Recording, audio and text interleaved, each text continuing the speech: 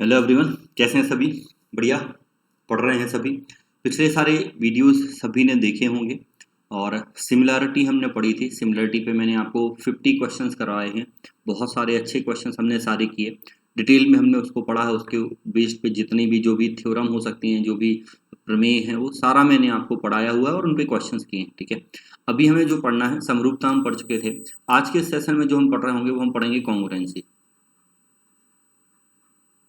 ठीक है, अभी हम जो पढ़ रहे हैं वो हम पढ़ेंगे सर्वांग समता। ठीक है, देखो सर्वांग समता, सर्वांग का मतलब सब कुछ, समता का मतलब समान, मतलब सिंपल सा सब कुछ समान हो। ठीक है, सिमिलरिटी हमने पढ़ी थी। आप इतना छोटा सा पॉइंट समझो कि आपको ये पता था कि यदि ये दो ट्राइंगल सिमिलर हैं, यदि ये दो ट्राइंगल सिमिलर हैं तो इनकी करस्पॉन्डिंग साइड के रेशियो इक्वल होते हैं। ये हमें पता है कि इनकी करस्पॉन्डिंग साइड के रेशियो क्या होंगे, इक्वल होंगे। ठीक है, means A B upon P Q equal B C upon Q R equal A C upon P R, ये इक्वल होता था। यदि सपोज ये जो रेशियो है, ये रेशियो 1 और 1 आ जाए, रेशियो क्या आ जाए, 1 और 1, 1 और 1 का मतलब समझ रहे हैं, ये इक्वल हो जाए, उस केस में ये कॉन्ग्रुएंस कहलाने लगेंगे। उस केस में ये ट्राइंगल कहलाएंगे सर्वांग सम। तो कोई भी समरूप ट्राइंगल कॉन्ग्रुएंस कब कहलाने लगेगा, जब उसकी साइड भी इक्वल हो। तो हमने जैसे बात की थी समरूपता में कि कोई सिमिलरिटी कब थी, कोई दो ट्राइंगल सिमिलर थे यदि उनका शेप सेम है, सिमिलर थे यदि उनका शेप सेम है, यहां पर उनका साइज और शेप दोनों ही क्या होंगी, सेम होगी। ठीक है, जो साइज है वो भी बराबर होंगी, मतलब यदि ये ए बी पी क्यू के इक्वल है, बी सी क्यू आर के इक्वल है, ए सी पी आर के इक्वल है, तो हम ये कह सकते हैं कि ये ट्राइंगल होंगे सर्वांग सम। और सर्वांग समता का ये साइन है, सिमिलरिटी के लिए केवल ये लगाते थे, सर्वांग समता के लिए इक्वल के ऊपर ये लगा रहे होंगे, तो हम ये कह सकते हैं कि ट्राइंगल क्या होंगे, सर्वांग सम होंगे, कॉन्ग्रुएंट होंगे। मतलब सिंपल सा ये कि कॉन्ग्रुएंट का मतलब एक ही ट्राइंगल है, एक ही जैसा है, बस आपने उसको दो बार बना दिया है। ठीक है, या मैं आपसे बोलूं कि आप कोई भी मार्केट में जाओ, किसी भी मॉडल की आप बाइक उठाओ, किसी भी मॉडल की बाइक आप देखो, वो सारी कॉन्ग्रुएंट होती हैं, वो सभी क्या होंगी, कॉन्ग्रुएंट होंगी, सर्वांग सम होंगी, क्योंकि वो सभी एक जैसी ही दिख रही होती, कुछ अंतर उनमें नहीं होता। तो कॉन्ग्रुएंसी का मतलब समझ रहे हैं कि कोई दो ट्राइंगल कॉन्ग्रुएंस कब कहलाएंगे, जब उनकी तीनों एंगल भी इक्वल हों, साइज इक्वल है, मतलब तीनों साइड भी इक्वल है, और तीनों भुजाएं बराबर। तीनों भुजाएं का मतलब ये नहीं है कि ए बी बी सी ए सी बराबर होगा, करेस्पॉन्डिंग साइड इक्वल हो, संगत भुजाएं बराबर हो और संगत कोण समान हो। ठीक है, संगत भुजाएं मतलब यदि इसका ये कोण थीटा है तो इसका ये कोण क्या होगा, थीटा होगा। यदि इसका ये कोण अल्फा है तो इसका ये वाला कोण भी अल्फा होगा। इसका ये वाला कोण गामा है तो ये भी वही होगा। ठीक है, तो ये ट्राइंगल क्या हो जाएंगे, कॉन्ग्रुएंट हो जाएंगे, जब इनकी साइड भी इक्वल होगी, मतलब ए बी इक्वल है पी क्यू के, बी सी इक्वल है क्यू आर के, ए सी इक्वल है पी आर के। एक तो ये पॉइंट है, और दूसरा ये कि जो एंगल ए है इक्वल है एंगल पी के, एंगल बी इक्वल है एंगल क्यू के, एंगल सी इक्वल है एंगल आर के। ये दोनों ही कंडीशन यदि होंगी तो वो कॉन्ग्रुएंट कहलाएंगे, और यदि केवल ये कंडीशन थी तो वो सिमिलर कहलाते थे। तो हम ये कह सकते हैं कि जो सिमिलर ट्राइंगल है, कोई भी समरूप त्रिभुज सिमिलर ट्राइंगल की यदि साइड भी इक्वल हो गई तो वो कॉन्ग्रुएंट हो जाएगा। वो क्या हो जाएगा, कॉन्ग्रुएंट हो जाएगा। तो इतना आप समझ रहे हैं कि कोई भी दो ट्राइंगल कॉन्ग्रुएंट कब कहलाएंगे, जब उनकी साइज भी बराबर होंगी और शेप भी बराबर होगा, आकार भी एक जैसा होगा, और उनकी लंबाइयां भी क्या होंगी, समान होंगी, उनकी संगत भुजाओं की करस्पॉन्डिंग साइड्स की लेंथ भी इक्वल होगी। अच्छे से समझ लें इसको, कोई भी आप मॉडल उठाएं, बाइक उठाएं, कोई भी एक चीज आप उठाएं, वो कॉन्ग्रुएंट होता है, वो कॉन्ग्रुएंस होगा। अब कोई ट्राइंगल कैसे पता चलेगा कि कॉन्ग्रुएंट है, तो अब हेडिंग लिख लेते हैं, कंडीशंस ऑफ कॉन्ग्रुएंसी। ठीक है, सर्वांग समता की शर्तें, सर्वांग समता की शर्तें। ठीक है, कोई दो ट्राइंगल यदि हमें दिए हैं, एग्जाम में दो ट्राइंगल आ गए, और हम उनको कैसे कहेंगे कि ये कॉन्ग्रुएंट हैं? तो पहली जो कंडीशन है, पहली कंडीशन है S S S. S S S का मतलब साइड साइड साइड, मतलब भुजा भुजा भुजा। ठीक है, क्या है? भुजा भुजा भुजा। इसका मतलब ये है कि यदि कोई दो ट्राइंगल बने हैं, यदि कोई दो ट्राइंगल हैं और हमें क्वेश्चन में ऐसा दिख रहा है कि इनकी ए बी पी क्यू के इक्वल है, बी सी क्यू आर के इक्वल है और ए सी पी आर के इक्वल है, यदि ऐसा है तो हम कह सकते हैं कि ट्राइंगल क्या होंगे? कॉन्ग्रुएंट होंगे। और यदि कॉन्ग्रुएंट हैं तो उसका रिजल्ट क्या निकलेगा कि यदि त्रिभुज सर्वांग सम है तो उनकी फिर भुजाएं भी बराबर हैं और कोण भी बराबर। तो हम फिर ये कह सकते हैं कि इसका ये वाला एंगल इसके ये वाले एंगल के इक्वल है, ये वाला एंगल ये वाले एंगल के इक्वल है और ये वाला एंगल ये वाले एंगल के इक्वल है। ये हमें रिजल्ट मिल जाएगा। ठीक है, ये हमें रिजल्ट हम निकाल सकते हैं कि ट्राइंगल यदि कॉन्ग्रुएंट है तो कब? जब साइड साइड साइड इक्वल होनी चाहिए। ठीक है, इसकी ए बी साइड मतलब कोई भी पेयर इक्वल हो, कोई भी संगत हो जाए, कोई भी करस्पॉन्डिंग साइड्स क्या होंगी? इक्वल होंगी, तो वो ट्राइंगल कॉन्ग्रुएंट कहलाएंगे। ठीक है, तो एक तो ये। तो आपको कभी भी कोई दो ट्राइंगल ऐसे दिख रहे हैं, आपको उसमें दिखे तो आप ये लगा सकते हैं। नेक्स्ट एक पॉइंट समझते हैं। ठीक है, दूसरी कंडीशन क्या है? दूसरी कंडीशन है साइड एंगल साइड। ठीक है, क्या है? भुजा कोण भुजा। ठीक है, साइड एंगल साइड। इसका मतलब यह है कि कोई दो ट्राइंगल यदि हैं, कोई भी दो ट्राइंगल हैं, ये दो ट्राइंगल हैं पी क्यू आर और ए बी सी। ठीक है, ये दो ट्राइंगल हमें हैं। ठीक है, अब ये दो ट्राइंगल, मान लो क्वेश्चन में हमें कंडीशन गिवन है, क्वेश्चन में गिवन है कि ए बी इक्वल है पी क्यू के। ठीक है, ए बी इक्वल है पी क्यू के, बी सी इक्वल है क्यू आर के और एंगल ए इक्वल है पी के। ये कंडीशन हमें गिवन है। ठीक है, तो इस कंडीशन में यदि आपसे पूछा जाए कि त्रिभुज सर्वांग सम होंगे, ट्राइंगल कॉन्ग्रुएंट होंगे या नहीं होंगे, तो आप देखो ए बी इक्वल है पी क्यू के, बी सी इक्वल है क्यू आर के और एंगल ए इक्वल है पी के। तो इस केस में कॉन्ग्रुएंट नहीं होंगे। अब मेरी बात को ध्यान से सुनना, मैंने क्या लिखा? Side angle side. इसका मतलब जो दो साइड इक्वल है ना, उनके बीच वाला एंगल बराबर होना चाहिए, जो दो साइड इक्वल है। तो यहाँ पे आप देखो A B P Q equal है, बी सी क्यू आर है, तो इनके बीच वाला एंगल नहीं है, एंगल ए और एंगल पी इनके बीच वाला नहीं है, मतलब इस केस में कॉन्ग्रुएंट नहीं होंगे। लेकिन यदि ए बी इक्वल है पी क्यू के, बी सी इक्वल है क्यू आर के और एंगल बी इक्वल है एंगल क्यू के, तो इस केस में कॉन्ग्रुएंट होंगे।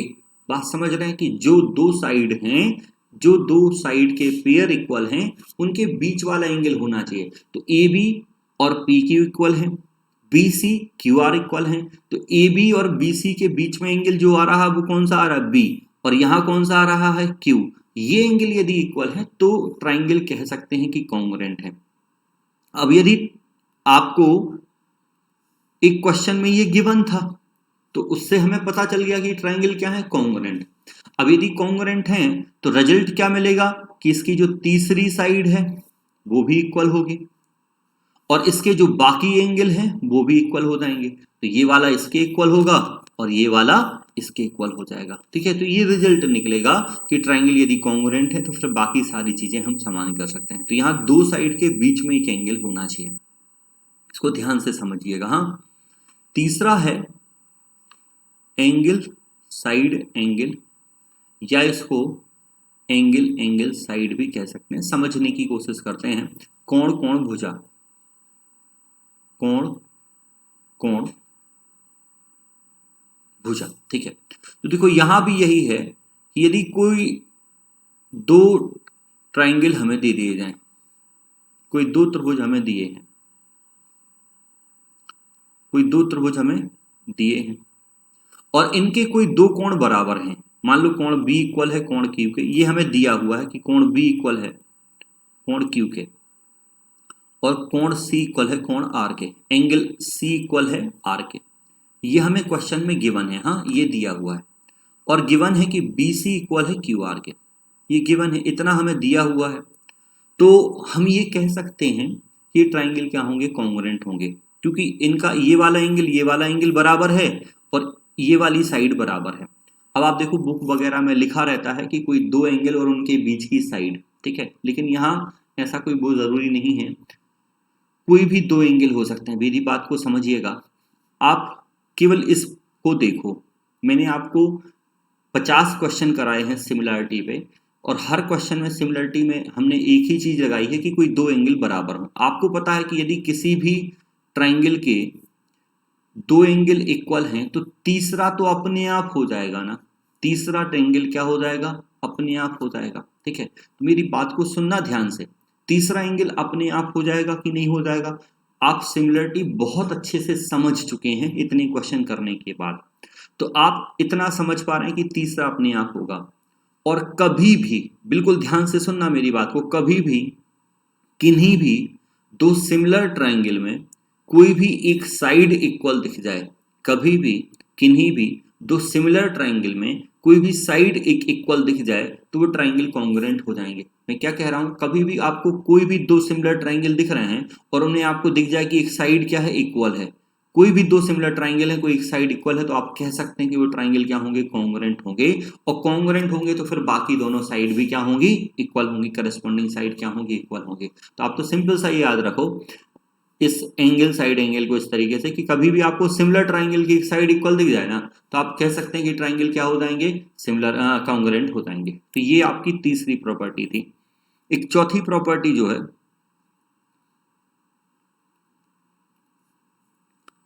चौथी प्रॉपर्टी है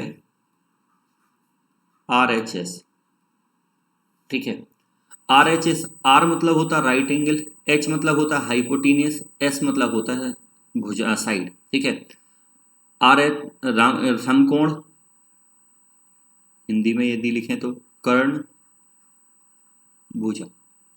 मतलब कभी भी आपको यदि दो राइट एंगल ट्राइंगल दिए हो, दो समकोण त्रिभुज आपको दिए हैं, दो समकोण त्रिभुज दिए हैं, इसका मतलब ये तो पहले ही से कंफर्म है कि दोनों का एक एंगल क्या होगा, बराबर, दोनों का एक एंगल क्या है, बराबर है, ठीक है। दो समकोण आपको दिए हैं, एक एंगल दोनों का क्या है, बराबर है।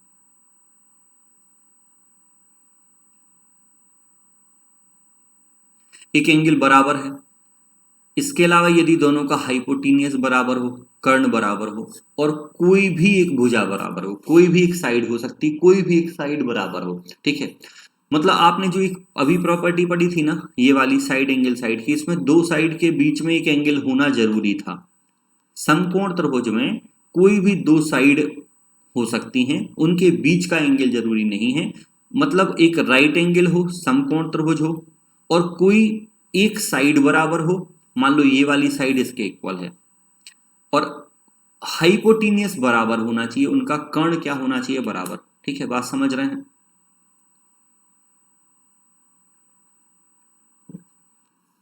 कर्ण बराबर हो, राइट एंगल हो, और कोई एक भुजा हो, कर्ण बराबर हो, राइट एंगल हो, और कोई भी एक भुजा हो, तो हम कह सकते हैं कि ट्राइंगल सर्वांगसम होंगे। जैसे हमें यहां दिख रहा है कि यदि ये ट्राइंगल ABC में और ट्राइंगल PQR में AB इक्वल है PQ के, एंगल B एंगल Q क्या है, राइट एंगल है, और कर्ण AC इक्वल है PR के, हाइपोटेनियस इक्वल है, तो हम कह सकते हैं कि ट्राइंगल क्या हो जाएंगे, कॉन्ग्रुएंट हो जाएंगे। तो ये टोटल 4 कंडीशंस हैं कॉन्ग्रुएंसी के लिए। आपको यदि कोई ट्राइंगल मिलेगा तो आप कैसे डिसाइड करेंगे कि वो दो जो ट्राइंगल दिए हैं वो ट्राइंगल हमारे कॉन्ग्रुएंट हैं। अब इसको हम थोड़ा सा, हमने जो ऑलरेडी पहले कुछ चीज़ें पढ़ी हैं उनके साथ इसको समझते हैं, और उन वो हमने ऑलरेडी उसको पढ़ते आ रहे हैं, यूज़ करते आ रहे हैं, उसको प्रूफ करने की कोशिश करते हैं। और इस पे बहुत क्वेश्चन पूछता है, इसको बहुत ध्यान से समझिएगा, हाँ बहुत डायरेक्टली क्वेश्चन पूछेगा। और अभी हम आज क्वेश्चन करेंगे, बहुत अच्छे क्वेश्चन बनेंगे और अच्छा यूज होगा, ठीक है। और कॉन्ग्रुएंसी में सबसे ज्यादा क्वेश्चन यदि कॉन्ग्रुएंसी का यूज होकर कहीं पूछा जाता है तो सबसे ज्यादा कॉन्ग्रुएंसी में क्वेश्चन जो पूछेगा वो यहीं से पूछेगा, जो मैं आपको समझा रहा हूं। देखो ये ट्राइंगल है, ये ट्राइंगल है A B C, A B equal है ए सी के, मतलब ये कौन सा ट्राइंगल है, आइसोसेलेस ट्राइंगल है, समद्विबाहु त्रिभुज है, और ईडी मीडियन है। ईडी क्या है, मीडियन है, माध्यिका है, ठीक है। ईडी क्या है, मीडियन है, माध्यिका है। ये आपको दिया हुआ है कि ए डी मीडियन, मीडियन है, इसका मतलब ये दोनों साइड क्या होंगी, इक्वल, ठीक है। मीडियन है, इसका मतलब ये दोनों क्या होंगी, इक्वल होंगी। अब इतना ही हमें दिया है, हमें इससे ज्यादा कुछ गिवन नहीं है। अब हम रिजल्ट निकालते हैं। देखो मुझे ये बताओ कि ये जो ट्राइंगल है ए बी डी और एक ट्राइंगल है ए डी सी, इन दोनों ट्राइंगल में ए डी कॉमन है या नहीं है, ए डी क्या है, कॉमन है। ए बी इक्वल ए सी हमें दिया हुआ है, और ये B D equal C D हो जाएंगे क्योंकि डी मिड पॉइंट है, ए डी माध्यिका है, इसलिए बी डी इक्वल क्या हो जाएंगे, C D. B D equal C D है क्योंकि डी मध्य बिंदु है। ए बी इक्वल ए सी हमें दिया हुआ है, और ए डी दोनों में कॉमन है। तो यदि आप ध्यान से देखो तो एस एस एस से ये दोनों ट्राइंगल क्या हो जाएंगे, कॉन्ग्रुएंट हो जाएंगे। एस एस एस से ये दोनों ट्राइंगल क्या हो जाएंगे, कॉन्ग्रुएंट। कौन कौन सा, ए बी डी और ए सी डी। ए सी डी लिखेंगे, ए डी सी नहीं लिखेंगे। ए बी डी और ए सी डी ट्राइंगल क्या हो जाएंगे, कॉन्ग्रुएंट हो जाएंगे। अब यदि कॉन्ग्रुएंट हैं तो हमें पता है कि उनके करस्पॉन्डिंग एंगल इक्वल होंगे। करस्पॉन्डिंग एंगल का मतलब जो साइड इक्वल है उनके सामने वाले कोण। जैसे आपको पता है कि इसके सामने वाला ये कोण और इसके सामने वाला ये कोण, ये दोनों क्या होंगे, बराबर। तो ध्यान से देखो, ये दोनों यदि बराबर हैं तो ये वाली लाइन जो होगी, ये वाली लाइन एंगल बाइसेक्टर हो गई या नहीं हो गई। ये वाली लाइन क्या होगी हमारी, एंगल बाइसेक्टर हो गई, हो जाएगी, पक्की बात है कि ये तो एंगल बाइसेक्टर होगा ही होगा, ठीक है। अब आपको दिख रहा है कि ये वाली लाइन क्या है, कॉमन है, मतलब इसके सामने वाला कोण और इसके सामने वाला कोण, ये कोण भी क्या होंगे, इक्वल। मतलब ये मान लो कि अल्फा है तो ये भी क्या होगा, अल्फा होगा। अब आप एक ट्राइंगल के तीनों एंगल और ये वाला कोण और ये वाला कोण आपस में बराबर होंगे, ये दोनों आपस में बराबर होंगे कि नहीं होंगे, ये बात तो समझ रहे हैं ना। और एक सीधी रेखा पे, स्ट्रेट लाइन पे आपने हजारों बार आपने पढ़ा है कि एक स्ट्रेट लाइन पे एंगल क्या होता है, 180। 180 में से बराबर बराबर बांटना है तो ये 90 और ये 90 होगा, ये 90 और ये क्या होगा, 90 होगा। तो ये सारा हमें मिल गया। हमें गिवन केवल इतना था, इससे ज्यादा कुछ नहीं दिया था। ये सब चीजें हम निकाल पा रहे हैं। अब देखो, ये मैंने आपको समद्विबाहु त्रिभुज आइसोसेलेस ट्राइंगल में आपको पढ़ाया है, और मैं ऐसा मान के चल रहा हूं कि आपको याद तो होगा यार। अभी भी यदि इतना याद नहीं है फिर तो बहुत ज्यादा समस्या है, आप मतलब बिल्कुल लापरवाह हैं, आप पढ़ ही नहीं रहे। आपको मैंने आइसोसेलेस ट्राइंगल में ये पढ़ाया है कि समद्विबाहु त्रिभुज में जो दो साइड इक्वल होती हैं, मैंने आपको पढ़ाया था कि जो दो साइड इक्वल होती हैं उनकी जो मीडियन होगी वो परपेंडिकुलर भी होती है और एंगल बाइसेक्टर भी होती है। ये मैंने आपको पढ़ाया है। अब देखो, ये यहाँ प्रूफ हो गया, यहाँ हम इसको प्रूफ कर लिए। हमें ये दिख रहा है कि ये दोनों एंगल बराबर हैं, मतलब AD जो है, AD एंगल बाइसेक्टर भी हो गया, AD एंगल बाइसेक्टर भी हो गया, क्या हो गया, कोण द्विभाजक भी हो गया, ठीक है। और इसके अलावा ये 90 है तो यहाँ से हमें ये पता चल गया कि AD परपेंडिकुलर भी है, एल्टीट्यूड भी है, लंब भी है। हमें ये पता चल गया कि क्या है, लंब है। मतलब ये लाइन यदि देखो आप, AD लाइन को ध्यान से देखो तो ये जो AD लाइन है, ये AD लाइन एल्टीट्यूड भी है, AD लाइन लंब भी है, एल्टीट्यूड भी है, ये मीडियन भी है, माध्यिका भी है, माध्यिका भी है, और ये एंगल बाइसेक्टर भी है, कोण द्विभाजक भी है। एंगल बाइसेक्टर भी है, कोण द्विभाजक भी है या नहीं है। तो यदि ये लंब है और माध्यिका है, मतलब लंब द्विभाजक भी हुआ। तो आप ध्यान से समझो, मैंने आपको टोटल 4 सेंटर पढ़ाए थे। पहला सेंटर, यदि मैं बात करूं सेंट्रॉइड, केंद्रक की, केंद्रक किस पे बनता था, मीडियन पे। तो मीडियन भी यही है, मतलब सेंट्रॉइड यहीं कहीं बनेगा, पक्का है। दूसरा centre ortho centre, ortho centre किस पे बनता था, एल्टीट्यूड पे, एल्टीट्यूड भी यही है, ऑर्थो सेंटर भी यहीं कहीं बनेगा। तीसरा सेंटर सरकम सेंटर, सरकम सेंटर बनता था परपेंडिकुलर बाइसेक्टर पे, लंब द्विभाजक पे, लंब द्विभाजक भी यही है। और चौथा सेंटर इन सेंटर बनता था कोण द्विभाजक पे, अंतः केंद्र एंगल बाइसेक्टर पर बनता था, तो वो भी यही। मतलब हम ये कह सकते हैं कि ये जो लाइन है ना समद्विबाहु त्रिभुज में, ध्यान से सुनना, और ये डायरेक्टली क्वेश्चन पूछा गया है, समद्विबाहु त्रिभुज में चारों ही केंद्र एक सीधी रेखा पर होते हैं, एक ही लाइन पर होते हैं चारों केंद्र। मैंने आपको जब रिलेशन पढ़ाए थे तो मैंने आपको ये पढ़ाया है कि ऑर्थो सेंटर, सरकम सेंटर और सेंट्रॉइड, केंद्रक, लंब केंद्र, परिकेंद्र, ये तीनों एक सीधी लाइन में होते हैं। मैंने आपको पढ़ाया था, कंफ्यूज मत होना कि सर आप ये तो पहले भी पढ़ाया है। वहां पढ़ाया था कि वो तीनों किसी भी ट्राइंगल की यदि हम बात करें तो किसी भी ट्राइंगल में वो तीनों एक स्ट्रेट लाइन पे होते हैं, लेकिन इन सेंटर नहीं होता।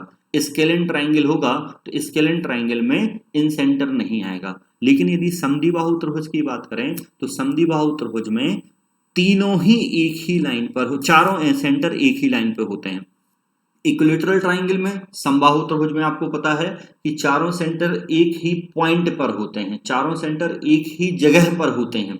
मैं यहां कह रहा हूं कि चारों सेंटर एक ही लाइन पर होंगे, यहीं कहीं आपका सेंट्रॉइड होगा, यहीं कहीं आपका ऑर्थो सेंटर होगा, यहीं कहीं आपका सरकम सेंटर होगा, यहीं कहीं आपका इन सेंटर हो रहा होगा। तो चारों ही सेंटर जो है वो एक ही लाइन पर होते हैं, और ये जो लाइन है ये मीडियन भी होगी, एल्टीट्यूड भी होगी, और एंगल बाइसेक्टर भी होगी, और परपेंडिकुलर बाइसेक्टर भी होगी, ठीक है।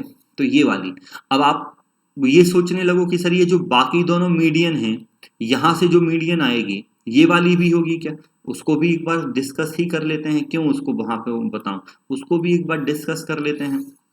कि मान लो आपने बोला कि सर ए बी इक्वल क्या था, ए सी के, ए बी इक्वल था ए सी के, तो ये ए डी मीडियन से जो ट्राइंगल बने वो तो कॉन्ग्रुएंट हो गए, लेकिन यदि बीई से जो ट्राइंगल बनेंगे वो भी कॉन्ग्रुएंट होंगे क्या। तो अब आप देखो दो ट्राइंगल बने तो बीई तो कॉमन हो गया, ठीक है, लेकिन ये वाली साइड और ये वाली साइड इक्वल है क्या, नहीं है। ये वाली साइड इक्वल है क्या, नहीं है। तो यहाँ केवल एक ही साइड इक्वल है, तो यहाँ पे ट्राइंगल कॉन्ग्रुएंट नहीं होंगे। मतलब ये वाली जो मीडियन है ना तो ये एल्टीट्यूड होगी ना ही ये एंगल बाइसेक्टर होगी, ये केवल और केवल क्या होगी, मीडियन होगी। तो उम्मीद है कि आप समझ पाए होंगे। तो हमें यहाँ गिवन क्या था, ए बी और ए सी दो साइड इक्वल दी थी, एडी मीडियन था, और कुछ उसने दिया ही नहीं था, इतना ही दिया था, इससे ज्यादा उसने कुछ नहीं दिया। मान लो आपको एक, फिर से मैं बात कर रहा हूं, अभी आपको क्वेश्चन में यदि ये ट्राइंगल ए बी सी है, देखो ध्यान से समझ लेना यार, इन चीजों को समझना क्योंकि ये यूज होगा। ए बी इक्वल ए सी है, और इस बार ये दिया हुआ है कि ए डी लंब है बी सी पर, ए डी बी सी पर क्या है, एल्टीट्यूड। इस बार ये नहीं दिया कि मीडियन है। ए बी इक्वल है ए सी के, ठीक है, मान लिया हमने ए बी इक्वल क्या है, ए सी के, और क्वेश्चन में इस बार ये नहीं दिया कि ये मीडियन है, क्वेश्चन में इस बार ये दिया है कि ये एल्टीट्यूड है। अब हमें प्रूफ करना है बाकी सारी चीजें, तो देखो ध्यान से समझने की तो कोशिश करो। अब आपको दिख रहा है कि यदि ये मीडियन है तो ट्राइंगल ए बी सी और ए सी डी ये दोनों ही राइट एंगल ट्राइंगल हैं, दोनों ही समकोण त्रिभुज हैं, क्योंकि दोनों में ये एंगल क्या है, इक्वल है। ये एंगल दोनों में क्या है, 90 है, तो दोनों ही क्या है, समकोण त्रिभुज हैं। और समकोण त्रिभुज के सामने क्या होता है, हाइपोटेनियस, मतलब ए बी और ए सी उनका हाइपोटेनियस है, और ये साइड क्या है, कॉमन है। तो मुझे ये बताओ आर एच एस से, जो मैंने अभी प्रॉपर्टी आपको लिखवाई थी, आर एच एस मतलब दोनों में एक राइट एंगल है, दोनों में एक समकोण है, एच मतलब दोनों का हाइपोटेनियस कर्ण बराबर है, एस मतलब दोनों में एक साइड बराबर है। तो हम आर एच एस से ये कह सकते हैं कि ये दोनों ही ट्राइंगल क्या होंगे, कॉन्ग्रुएंट। हम ये आर एच एस से कह सकते हैं कि ये ट्राइंगल क्या होंगे, कॉन्ग्रुएंट होंगे। कौन कौन सा, ए बी डी और ए सी डी, ये दोनों ही ट्राइंगल क्या होंगे, कॉन्ग्रुएंट। अब यदि कॉन्ग्रुएंट हैं तो बी डी इक्वल हो जाएगा सी डी के, तीसरी साइड भी इक्वल होगी, इसका मतलब डी मिड पॉइंट हो गया, इसका मतलब डी क्या हो गया, मिड पॉइंट हो गया। और ये एंगल भी इक्वल होंगे, तो इसका मतलब ये एंगल बाइसेक्टर हो गया, ये भी प्रूफ हो गया। तो यहाँ हमें ये नहीं दिया था कि ये एंगल मीडियन है, एल्टीट्यूड दिया था, तब भी हम इसको प्रूफ कर पा रहे हैं, तब भी प्रूफ करने में कोई दिक्कत नहीं है। ठीक है, अब आपका दिमाग थोड़ा सा चलना चाहिए कि सर यदि हमें एल्टीट्यूड भी ना दे, हमें यदि ये दे दे, ये जो ट्राइंगल है ए बी सी, इस ट्राइंगल में ए बी इक्वल है ए सी के, और ए डी एंगल बाइसेक्टर है, क्या है, कोण द्विभाजक है। इस बार हमें ये दिया कि ए डी जो है वो क्या है, कोण द्विभाजक है। इस बार हमें ये नहीं दिया कि ये मीडियन है, ना ही ये दिया कि ये एल्टीट्यूड है। अब देखो फिर से प्रूफ कर सकते हैं, कैसे प्रूफ कर सकते हैं, देखो ए बी इक्वल ए सी दिया हुआ था, ये साइड क्या होगी, कॉमन, तो दो साइड इक्वल हैं और उनके बीच का कोण इक्वल है, दिख रहा है कि दो साइड इक्वल हैं, A triangle A B D में और ट्राइंगल ए सी डी में कॉन्ग्रुएंसी के लिए दो साइड इक्वल दिख रही हैं, A B equal A C, A D equal A D, और angle B A D equal angle C A D.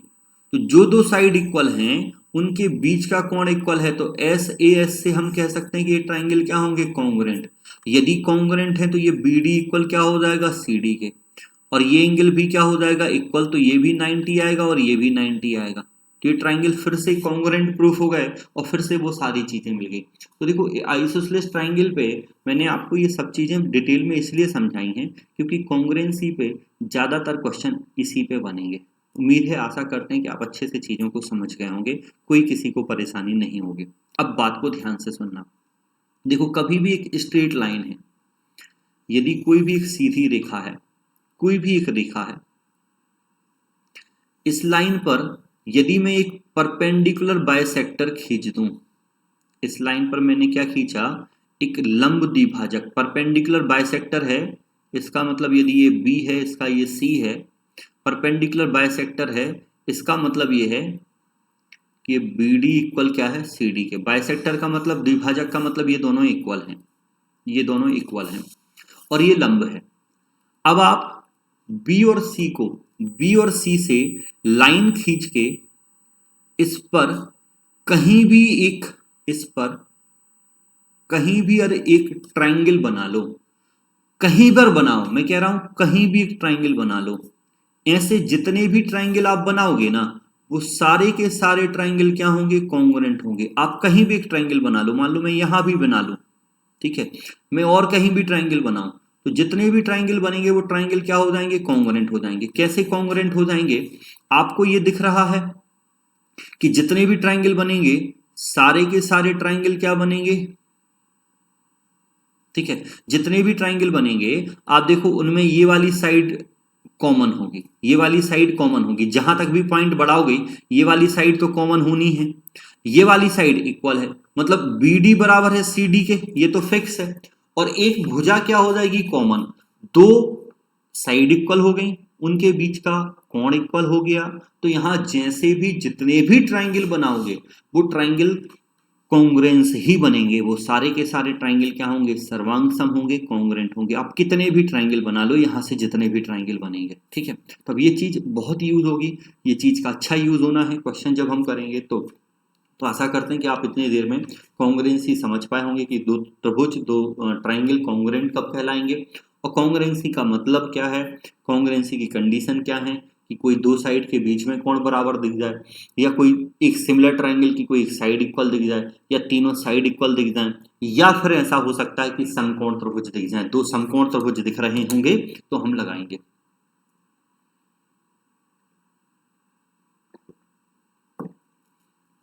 और ये मैंने आपको पहले भी पढ़ाया है कि यदि दो राइट एंगल ट्राइंगल समकोण त्रिभुज एक दूसरे से, कभी भी आपको किसी भी क्वेश्चन में दो राइट एंगल ट्राइंगल दिख रहे हैं और दोनों एक दूसरे से सटे हुए हैं, तो पहले भी मैंने बोला कि 100% उनमें सिमिलरिटी लगती है, ज्यादातर उनमें समरूपता लगती है, और समरूपता लग रही है, सिमिलरिटी लगी रही है, कई बार ऐसी भी कंडीशन बनेगी कि उनमें कॉन्ग्रुएंसी भी लग जाएगी, कोई एक साइड इक्वल दे देगा तो तभी हम क्वेश्चन स्टार्ट करते हैं। क्वेश्चन करेंगे, बहुत सारे क्वेश्चन हमारे होंगे, ठीक है। आप इन चीज़ों को अच्छे से, थ्योरी को एक बार ध्यान से यहाँ तक इतना पढ़ के अच्छे से चीज़ें सीख के फिर आगे बढ़ने की कोशिश करिएगा। अच्छे से थ्योरी को समझना, हाँ, पहले फिर आगे बढ़ना, ठीक है। जैसे पहला एकदम बेसिक से क्वेश्चन से हम शुरुआत कर रहे हैं। पहला क्वेश्चन बहुत आसान सा दिया है, कह रहा है कि दिए हुए चित्र में एंगल BAC 2x है और QPR x + 20 है, ABC = PQR है। ये वाला एंगल क्वेश्चन में बराबर दिया, मान लो ये थीटा है तो ये थीटा होगा, और AB = PQ है, AB और PQ बराबर दिया हुआ है, BC और QR बराबर दिया हुआ है। तो आपको दिख रहा है कि यहाँ साइड एंगल साइड से ये ट्राइंगल क्या हो जाएंगे, कॉन्ग्रुएंट हो जाएंगे। साइड एंगल साइड से ये ट्राइंगल कॉन्ग्रुएंट हो जाएंगे, वो आसानी से हमें दिख रहा है, उसमें कोई समस्या तो है ही नहीं। उसने दो साइड भी बराबर दे दी और उनके बीच का कोण भी बराबर दे दिया। आपसे पूछा है ए का मान आपको बताना है, ठीक है। आपसे पूछ रहा है एंगल ए का मान बताना है। ए का मान मतलब हमें एक्चुअल में एक्स की वैल्यू निकालनी होगी। तो मुझे ये पता है कि ये वाला एंगल और ये वाला एंगल बराबर होंगे, मतलब 2x इक्वल होगा x + 20 के। यहाँ से x की वैल्यू क्या आ जाएगी, 20 आ जाएगी। तो x की वैल्यू 20, तो 20 × 2 कितना हो गया, 40, ठीक है। तो एकदम बेसिक से क्वेश्चन था, मैंने बोला एकदम सरल से हम क्वेश्चन से शुरुआत कर रहे हैं। सिमिलैरिटी पे जैसे बहुत सारे क्वेश्चन किए थे, 50 क्वेश्चन है। कॉन्ग्रुएंसी पे उतने ज़्यादा क्वेश्चन पूछे नहीं गए हैं, ठीक है। जितने भी मैं क्वेश्चन कराऊंगा सारे के सारे क्वेश्चन एग्जाम के हैं, ये क्वेश्चन भी एग्जाम का ही है। तो ऐसा नहीं कि ये बहुत क्वेश्चन आसान हो गया सर, ये तो इतना सरल थोड़ी पूछा जाएगा। तो देखो मैथ्स में जब हमसे कोई क्वेश्चन बनने लगता है ना, तो फिर हमें वो आसान वैसे भी लगता है। जब तक वो बनता नहीं है तो वो हमें लगता है टफ है। यदि मान लो किसी ने कॉन्ग्रुएंसी नहीं पढ़ी है, कॉन्ग्रुएंसी आपको मैंने यदि पढ़ाई अभी इतनी देर में हमने समझा, आपने नहीं पढ़ा था, तो आप बैठे बैठे सोचोगे इसमें कि क्या करेंगे। आपको नहीं पता तो क्या करेंगे, ठीक है, सोचोगे ना।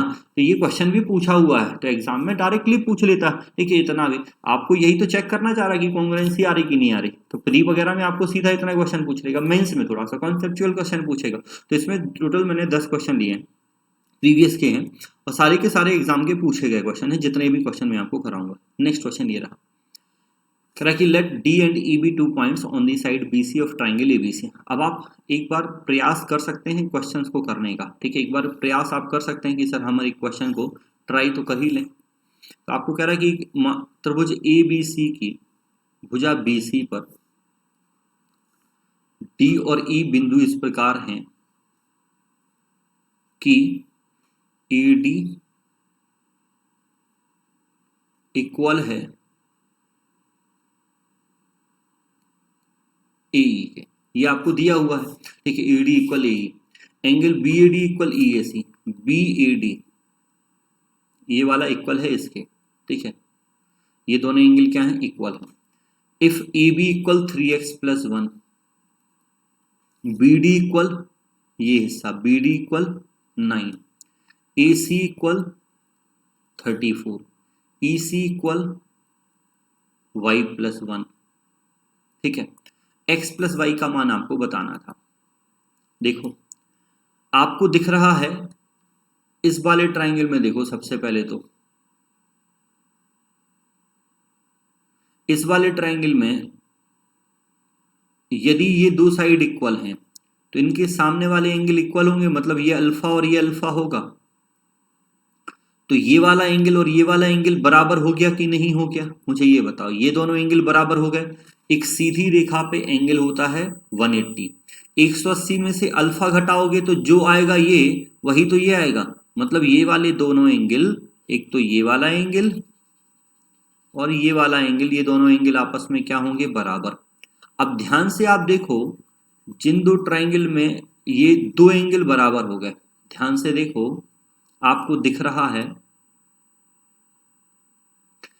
इस ट्राइंगल में और इस ट्राइंगल में देखो, एक एंगल थीटा है, एक एंगल ये बराबर हो गया, और एक साइड पहले से इक्वल दी है, एक साइड पहले से इक्वल दी है।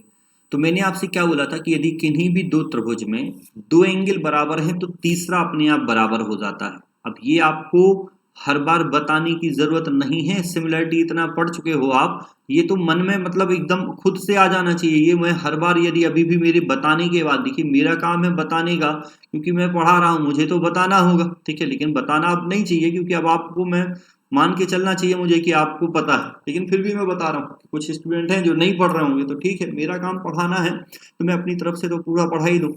तो लेकिन आपके मन में यदि नहीं आ रहा है खुद से मेरे बताने के पहले, इसका मतलब आपका व्यर्थ है, मिथ्या है पढ़ना अभी तक, ठीक है। आप मोह माया से दूर हैं, तो आप कहीं संन्यास वन्यास ले लो, क्योंकि आगे आपका कुछ होने वाला है नहीं, ना तो आपका नौकरी लगेगी, ना तो आपका शादी ब्याह होगा। तो जब कुछ नहीं होगा तो समाज, घर, परिवार सब आपको ताने देंगे, तो इससे अच्छा आप संन्यास ले लो कहीं जाके। तो ये आपको दिख रहा है कि तीनों कोण बराबर है, मतलब ट्राइंगल क्या है, सिमिलर है। सिमिलर ट्राइंगल की यदि कोई एक साइड बराबर है, तो मैंने आपसे बोला कि ट्राइंगल क्या है, कॉन्ग्रुएंट है, तो ये त्रिभुज सर्वांगसम हो गया, ठीक है। अब सर्वांगसम है, तो मैंने क्या बोला कि आमने सामने वाली साइड बराबर होंगी। आमने सामने वाली साइड मतलब इसके सामने ये वाली, इसके सामने ये वाली, तो 3x प्लस 1 बराबर 34, तो x बराबर कितना आ गया, 11, ठीक है। x बराबर कितना आ गया, 11। और ये y प्लस 1 बराबर है 9 के, तो y बराबर कितना आ गया, 8। आपसे पूछा है कि x प्लस वाई बताओ, तो 19 आपका आंसर हो जाएगा। कितना आंसर आ रहा होगा, 19 आपका आंसर बनेगा, जो कि एग्जैक्ट सही है, 19 आंसर होगा, ठीक है। नेक्स्ट क्वेश्चन ये रहा, पढ़िएगा। क्वेश्चन कह रहा है in triangle ABC AD perpendicular है बीसी पर, बहुत अच्छी बात है, बी एसी पर है, ये भी और बढ़िया है। एडी और बी एक दूसरे को एफ पर प्रतिच्छेद करते हैं, ए बी एफ इक्वल है एसी के, तो ए बी सी का माप आपको बताना है, ठीक। तो ट्राई करते हैं हम भी, आपने पहले ट्राई किया होगा या आप कर रहे होंगे, ठीक है। तो आपको क्वेश्चन में दिया गया है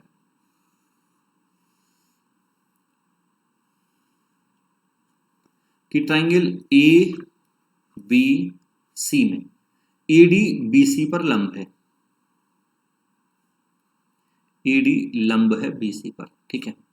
बीई एसी पर लंब है, बीई एसी पर लंब है, ठीक है, ये आपको दिया हुआ था। इसके अलावा आपको बोला गया है एक दूसरे को एफ पर काटते हैं, और बी एफ इक्वल है एसी के, बी एफ इक्वल है एसी के, एसी मतलब पूरा ना, ठीक है, एसी मतलब पूरा, किसी दूसरे रंग से बना देते हैं थोड़ा सा आपको समझ आए। ये जो बी एफ है दिख रहा है, इक्वल है इस एसी के, हाँ चलो थोड़ा सा तो अलग दिख ही रहा होगा, ये क्वेश्चन में आपको दिख रहा है। ये दोनों जो येलो लाइन है ये दिख रही हैं। आंखें आप लोगों की वैसे भी, आप लोग सभी स्वस्थ हैं, आप सभी नौजवान हैं, पढ़ रहे हैं, तो आंखें आप लोगों की स्वस्थ होनी चाहिए ना। तो A B B F equal है ए सी के। अब पहली बात तो ये कि जब क्लास में कराओ तो तुरंत कुछ क्वेश्चन, कुछ बच्चों के तुरंत एक क्वेश्चन उठ जाता है, जो दिमाग अपना कहीं छोड़ के आते हैं, घर वहाँ पढ़ने बैठते नहीं हैं कि सर ये दिख तो है नहीं रहा बराबर। तो भैया मैंने पहले भी कई बार बोला और अभी भी बोल दे रहा हूँ, पेपर में भी लिखा आता है, आप जैसे लोगों के लिए ही वो लिख देता है कि फिगर को स्केल से नहीं बनाया गया है, हमने कोई नाप के प्रकार लेके नहीं बैठे हैं, हमने बस बना दिया है, ठीक है। तो ऐसा हो सकता है, क्लियर। तो बी एफ इक्वल है ए सी के, ये आपको दिया था। अब ए बी सी का माप हमें बताना, ये सारी कहानी है, वो ठीक है पता चलेगा, लेकिन पहले कुछ और तो पता चले। तो आपको दिख रहा है कि ये राइट एंगल है, ठीक है, ये आपको दिख रहा है, आपको केवल एक साइड इक्वल दी है।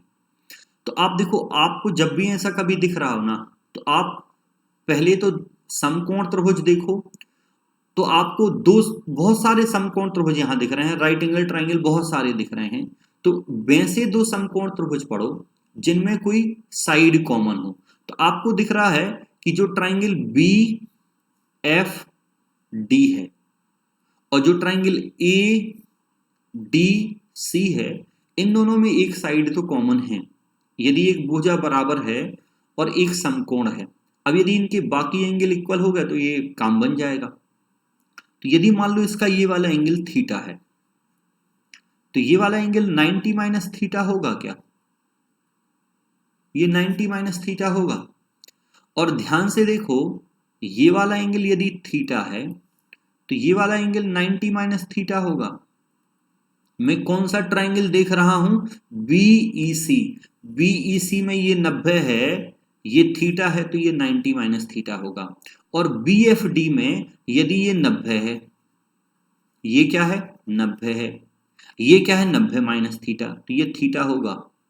अब आप ध्यान से देखो, जो ट्रायंगल BFD है ट्रायंगल BFD का एक एंगल थीटा है, एक 90 माइनस थीटा है, एक 90 है। और ट्रायंगल ADC का ये एक 90 है, एक थीटा है, एक 90 माइनस थीटा है। तो यदि तीनों एंगल इक्वल हैं, तीनों एंगल के साथ एक साइड भी इक्वल है, मैं बार बार कह रहा हूं कि यदि तीनों एंगल इक्वल हैं तो ट्रायंगल सिमिलर हो गए। और त्रिभुज यदि समरूप हैं, कोई एक भुजा बराबर है, तो वो त्रिभुज सर्वांग सम हो जाएंगे। तो ये दोनों ट्रायंगल क्या होंगे, कॉन्ग्रुएंट होंगे। अब कॉन्ग्रुएंसी पता चल गई, मतलब इनकी बाकी साइड भी पता होंगी। तो थीटा के सामने यहाँ क्या है, BD, थीटा के सामने यहाँ क्या है, BD, यहाँ थीटा के सामने क्या है, AD। तो ये साइड भी इक्वल हो गई। तो ये जो हरा सांप दिख रहा है ये आपस में बराबर है, पीला सांप आपस में बराबर है, पीला सांप आपस में बराबर है। तीसरी भुजा की तो यहां हमें जरूरत भी नहीं है। अब आप ये देखो कि ये जो हरे सांप हैं, हरे सांप के सामने वाला कोण यदि अल्फा है, तो यहाँ हरे सांप के सामने वाला कोण अल्फा होगा। क्या होगा, अल्फा होगा। तो यदि मैं ट्राइंगल ABD देखूं, तो ट्राइंगल ABD में ये दोनों साइड इक्वल हैं, ये वाला एंगल 90 है, तो ये 45 और ये 45 हो गया क्या, ये 45 45 हो गया। और आपसे ABC ही पूछा है, तो ABC 45 आएगा। ABC कितना आएगा, 45। तीसरी साइड की हमें जरूरत नहीं थी, तो तीसरी साइड हमने सोची ही नहीं है, ठीक है। तीसरी साइड भी बराबर हो जाती, इस ट्राइंगल की तीसरी साइड ये थी और इस ट्राइंगल की तीसरी साइड ये थी, तो ये तीसरी साइड भी बराबर हो जाती, ठीक है, तीसरी साइड भी ये बराबर हो जाती। तो इसको भी हम सोच पा रहे होंगे। तो आशा करते हैं कि आप चीज समझ पाए होंगे। आंसर कितना हो जाएगा हमारा, 45 डिग्री आपका आंसर बनेगा, जो कि एकदम करेक्ट आंसर है। कौन कौन सी साइड बराबर है, कौन कौन सी भुजाएं। और मैंने देखो आपको जो एक चीज समझाई है वो सबसे ज्यादा यूज हो रही है। मैंने आपसे क्या बोला कि कभी भी दो समरूप त्रिभुज दिखें, दो सिमिलर ट्राइंगल दिखें और उनमें यदि कोई एक साइड बराबर दिख जाए तो एंगल कॉन्ग्रुएंट हो जाते हैं, सर्वांगसम हो जाते हैं। इस बात को अच्छे से सेट कर लो अपने दिमाग में, भर लो इसको, ठूस ठूस के एकदम भरो कि हाँ ऐसा होता है, ठोको भरो, अंदर भरना है बहुत अंदर तक, ठीक है। ऐसा इतना अंदर भी नहीं कि जरूरत पड़ रही तो निकल ही नहीं रही, अंदर रहना मतलब हमें जरूरत पड़े तो हम उसको सोच पाए, ठीक। तो दिमाग में भर लिया करो चीजें। नेक्स्ट क्वेश्चन ये रहा, मजा आ रहा नहीं आ रहा, कह रहे हैं ट्राइंगल PQR, ठीक है, एक त्रिभुज PQR बनाना है तो बना लेते हैं।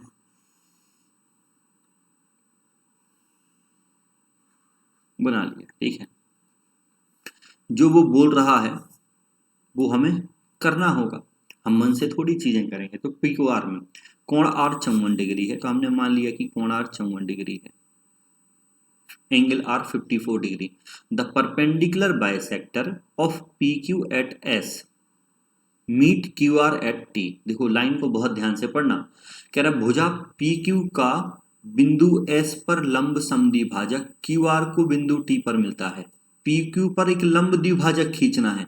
लंब द्विभाजक का मतलब एक लाइन जो परपेंडिकुलर भी होगी और बाइसेक्ट भी करेगी, और किस बिंदु पर, S पर।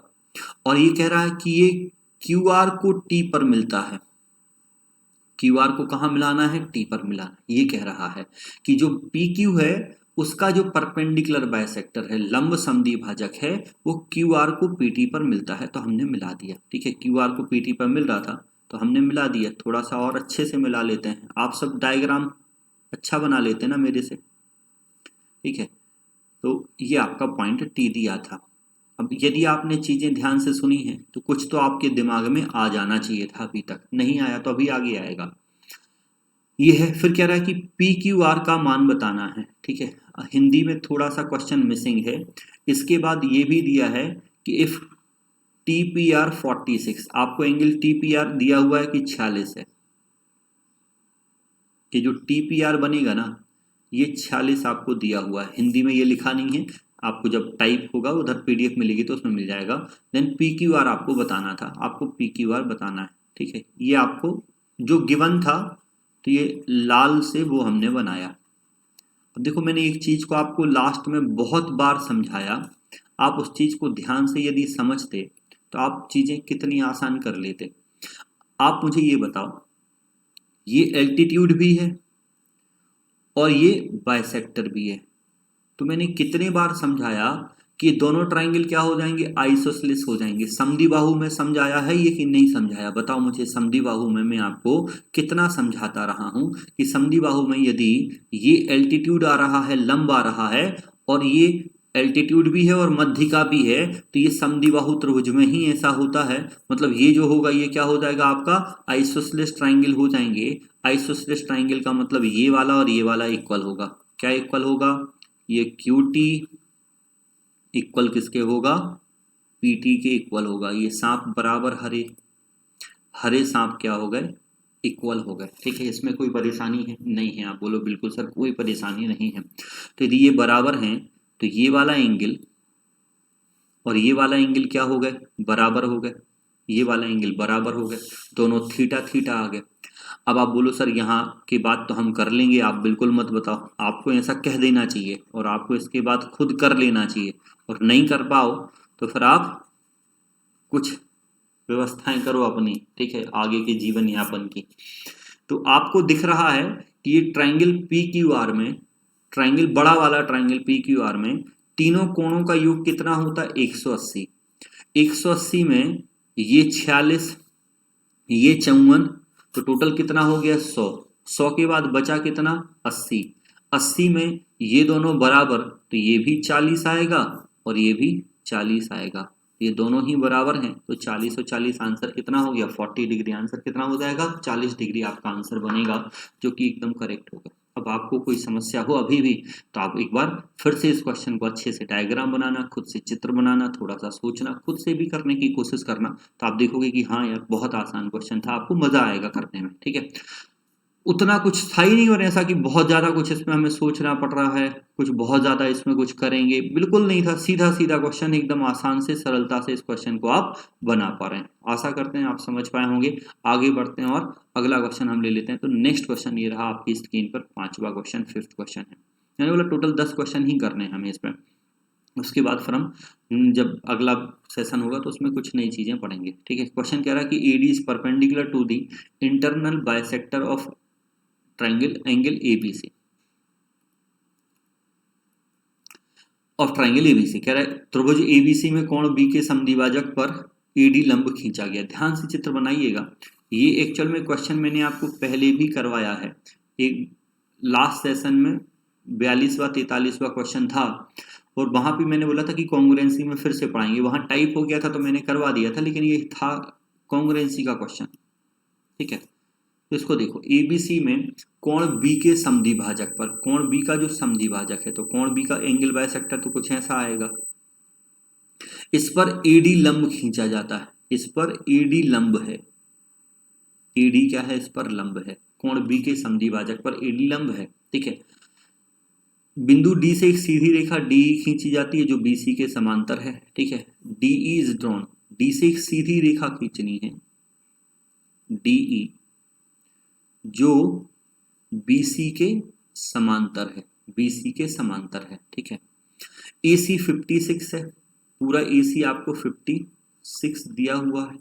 ठीक है, और आपसे पूछा है कि AE बता दो। ठीक है, ये आपसे कह रहा है कि आप ये वाली लेंथ आप बतानी, ये सारा आपको दिया था। ठीक है, अब देखो कितनी प्यारी सी बात उसने कही है, कितनी अच्छी सी बात उसने लिखी है। यहां आपको पता है ABC में कोण B के समद्विभाजक पर AD लंब खींचा गया। AD क्या है, लंब है, कोण B के समद्विभाजक पर। तो मुझे ये बताओ, यदि मैं इसको आगे बढ़ा दूं, यदि मैंने ये लाइन आगे बढ़ा दी, अब ध्यान से देखो, बार बार मैंने आपसे समझाया कि सबसे ज्यादा वही प्रॉपर्टी लगेगी समद्विबाहु त्रिभुज की। आपको दिख रहा है कि ये एंगल बाइसेक्टर है और ये यहां लंब है। क्वेश्चन में लिखा है तो आप बोलो सर ये 90 नहीं दिख रहा, आप बना लो, स्केल लेके बैठो और आप बनाओ। हाँ, ये 90 है। तो आपको मैंने समझाया है बार बार अभी कि भैया ये कोण द्विभाजक है और ये लंब है, ऐसा समद्विबाहु त्रिभुज में हो रहा था। मतलब ये जो AD है और ये जो BD है ये माध्यिका हो जाएगी, D मिड पॉइंट हो जाएगा, तो AD और BE क्या होंगे, इक्वल। ये दोनों क्या हो जाएंगे, इक्वल। मान लो ये पॉइंट हमारा एफ है, तो AD और DF इक्वल होंगे। अब इसको और डिटेल में प्रूफ नहीं करना है, आपको जैसे ही दिखेगा, आपको कभी भी दिख जाए, ये तीन आइसोसेलेस ट्रायंगल समद्विबाहु की तीन कंडीशन है, मीडियन है, एल्टीट्यूड है और कोण भाजक है, और साइड उसकी बराबर होती है। इन चार में से कभी भी कोई दो दे देना, वो ट्रायंगल क्या हो जाते हैं, समकॉन्ग्रुएंट हो जाते हैं। आप सोच सकते हैं, और अभी भी आप प्रूफ करने को कर सकते हैं कि दो एंगल बराबर दिख रहे हैं तो तीसरा एंगल अपने आप बराबर हो जाएगा, ये साइड कॉमन है, तो प्रूफ भी कर सकते हैं। फिर से आप उसको सोच सकते थे कि ये साइड क्या होगी, आपकी कॉमन होगी, तो ये ट्रायंगल क्या होंगे, सिमिलर। मुझे ये बताओ, डी मिड पॉइंट है, डी क्या है, मिड पॉइंट, और ये DE पैरेलल है FC के, तो E भी मिड पॉइंट होगा। D मिड पॉइंट है और DE और FC पैरेलल हैं। क्वेश्चन में दिया है ना कि D जो है BC के समानांतर है, BC के समानांतर है तो D मध्य बिंदु है, CF के समानांतर है तो E भी मध्य बिंदु होगा। तो मध्य बिंदु है, तो यदि ये मिड पॉइंट है मतलब इसका और इसका दोनों का रेशियो 1 और 1 आ गया, तो ये टोटल 56 है, 56 में से ये आधा होना है, तो 56 का आधा 28 होता है। 56 का आधा कितना होता है, 28, तो ए आ गया। बताओ, आप बोलो कि सर ये क्वेश्चन टफ होते हैं, या आप बोलो ये क्वेश्चन सर बहुत ज़्यादा टाइम लेते हैं, तो देखो ऐसा नहीं है। मैंने शुरुआत बोला था जब ज्योमेट्री स्टार्ट की थी कि टॉपिक यदि आप एक बार अच्छे से पढ़ते हैं, समय देना पड़ेगा ना, ठीक है। आपको, आप कहीं और समय देते हैं तो आपकी चीज़ें अच्छी चलती हैं, जब आपके रिश्तों में आप समय देते हैं तो चीज़ें अच्छी चलती हैं। तो आप इसको समय दोगे तो ये आपके साथ बहुत अच्छा रिलेशन में निभाएगा, आपको बहुत अच्छा रिजल्ट देगा। यदि आप इस टॉपिक को एक बार समय दे देते हैं तो ये इतना ईमानदार है कि आपको एग्जाम में बहुत अच्छे नंबर दिलवाएगा, क्योंकि इसके क्वेश्चन जो है ना, वो क्वेश्चन ऐसे हैं कि वो हार्डली 10 सेकंड, 15 सेकंड, 20 सेकंड में हो जाते हैं, यदि हमसे बन रहे हैं। और नहीं बन रहे तो वो होंगे ही नहीं, तो नहीं बन रहे हैं तो वो पढ़ा ही नहीं है, पढ़ा है तो आपसे होंगे, ठीक है। बस आपको एक बार समय देना पड़ेगा, मतलब अच्छे से आपको दिल से समय देना है, आप उसके साथ रहिएगा, वो आपका साथ जरूर निभाएगा जब आप एग्जाम देने जाओगे। और आप यदि CGL का एग्जाम दे रहे हैं, आप मेंस देने बैठे हैं यदि, तो 100 में से 20 क्वेश्चन ऐसे आएंगे जो सबसे टफ क्वेश्चन होंगे और आप उनको सबसे कम समय में कर लोगे, ठीक। तो वहां पे जब आप 100 क्वेश्चन में से 20 क्वेश्चन यदि आप स्टार्टिंग के 10-15 मिनट में कर लेते हैं, तो आप देखोगे अपने आप आपके बाकी के सारे क्वेश्चन सही होंगे, क्योंकि प्रेशर नहीं रह जाता। और जब दिमाग में प्रेशर नहीं होता तो चीजें बहुत अच्छे से आती हैं। तो इसलिए ये टॉपिक बहुत अच्छा है, लेकिन बस पढ़ो, एक बार टाइम दो उसको थोड़ा सा। अगला क्वेश्चन ये भी मैंने पहले ही बोल दिया था कि सारे क्वेश्चन एग्जाम के हैं, तो हर बार में अलग अलग जरूरत नहीं है ना कि मैं बताऊं कि ये इस बार का है, ये इस बार का, उसमें कोई सब एग्जाम के क्वेश्चन है। ये आपको एक त्रिभुज दिया हुआ है ट्रायंगल PQR में, PQ 15 है, ठीक है, ये 15 है, PR 19 है, ये 19 है, S मिड पॉइंट है, बहुत अच्छी बात है, ये मध्य बिंदु है। PT is angle by sector of, PT जो है angle by sector of QPR, ये कोण द्विभाजक है, बहुत अच्छी बात है। और PTQ 90 है। अब आप देखो, आपका दिमाग यदि चल रहा है, आप दिमाग चला रहे हैं, तो आप जब इसको बढ़ा लोगे तुरंत आप बढ़ाओगे। आपने इसको तुरंत बढ़ाया और आपको ये क्या दिख जाएगा, आइसोसेलेस ट्रायंगल। भैया ये कोण द्विभाजक, ये लंब, ये मीडियन होगी, बार बार कह रहे हैं, तो ये साइड और ये साइड क्या होगी, इक्वल। तो यहां से यहां तक 15 आ गया, तो यहां से यहां तक 4 हो गया, 15 और 4 19 होता है। बताओ, क्वेश्चन खत्म हो गया, क्वेश्चन खत्म, क्वेश्चन में कुछ बचा नहीं है।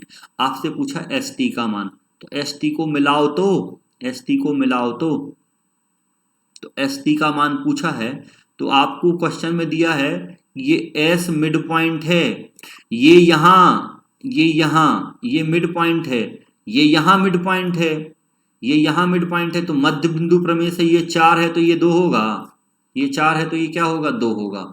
मिड पॉइंट है ना S, आपको क्वेश्चन में कह रहा है कि ST बताओ, और आपको दिख रहा है, क्वेश्चन में गिवन था कि S मिड पॉइंट है, ये तो क्वेश्चन में दिया ना कि S क्या है, मिड पॉइंट है, ये क्वेश्चन में हमें दिया है, ठीक है, ये क्वेश्चन में हमें दिया है।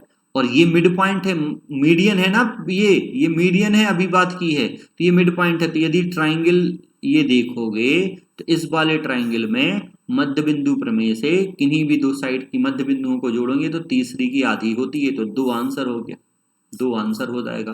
कितना ही समय लेगा क्वेश्चन करने में, बताओ कितना समय लेगा, बहुत ज्यादा लेगा क्या, कितना, 5 सेकेंड, 7-8 सेकेंड ले लो, ज्यादा से ज्यादा क्या लोगे, अब 9 सेकेंड तो नहीं लगेंगे, 8 सेकेंड से आप क्वेश्चन को बना लेंगे। 8 सेकंड तक में आप क्वेश्चन को आराम से बना सकते हैं। उसमें था ही नहीं, बस दिखनी चाहिए चीजें हमें कि क्या रिलेशंस होते हैं, हमने क्या पढ़े हैं। नेक्स्ट क्वेश्चन ये रहा, 7th क्वेश्चन है, और ऐसे ही टोटल मैंने बोला 10 क्वेश्चन है, तो ये 7वां, इसके बाद 3 क्वेश्चन हमारे और होंगे। तो कह रहा है कि ट्रायंगल एबीसी, त्रिभुज एबीसी में, तो पहले तो एबीसी बना लेते हैं।